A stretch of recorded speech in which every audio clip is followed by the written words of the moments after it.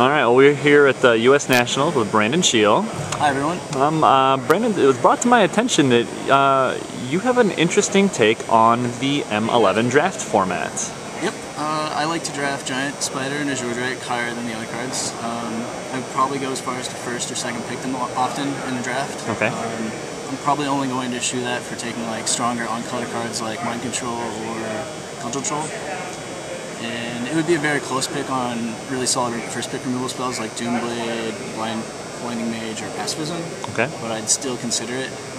That's the whole idea behind that being is you can trump your opponent's creatures in this format. It's not too fast where they can overcome that kind of wall effect when they play cards like Wild Griffin, Stormtrooper Pegasus, Assault Griffin, very solid evasion colors.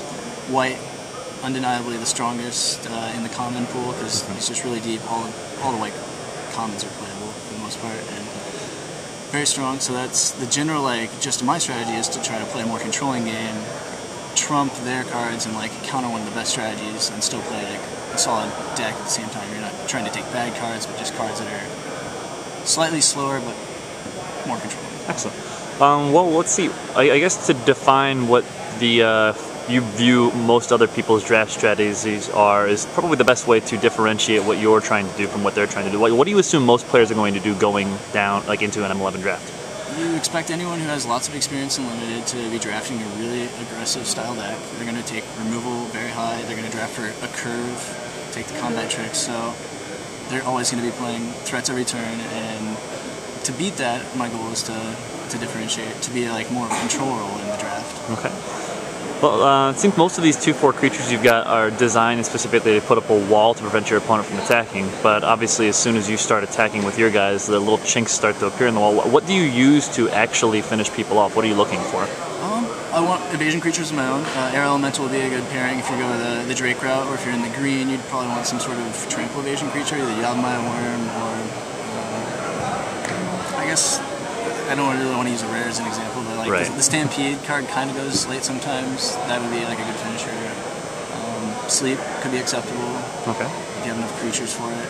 I draft in that style Diminish and Unsummon pretty high. Okay. In case they do find a way to get rid of one of your guys and try to go for a tempo swing, you still have anti-tempo cards like that. The whole idea of the strategy is kind of akin to what I did for Worlds with taking Giant Scorpion, pick one, pack one over Burst Lightning. I was going to mention that actually, yeah.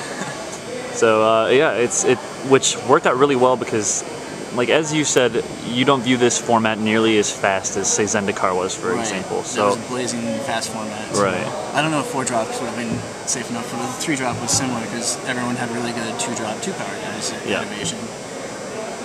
So yeah, I don't think it's that fast.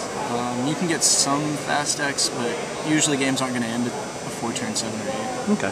So you'd say you're probably trying to get green-blue would be ideal, right? Because you get access to both of the 2/4s. I really like to do that, and the green fixing usually goes late enough because it's probably the third best color that you can get the Sylvan Ranger cultivates and easily splash like Doomblade or Pacifism type cards. Yeah, I mean, speaking of Doomblade, it seems to me you're kind of off on the black and red cards in the format. Yeah, I feel black and red is probably the shallowest, so I'm going to steer clear of them unless I open really strong cards and pack one like Fireball or for black, I guess Grave Titan, something amazing. Absurd, yeah. Yeah.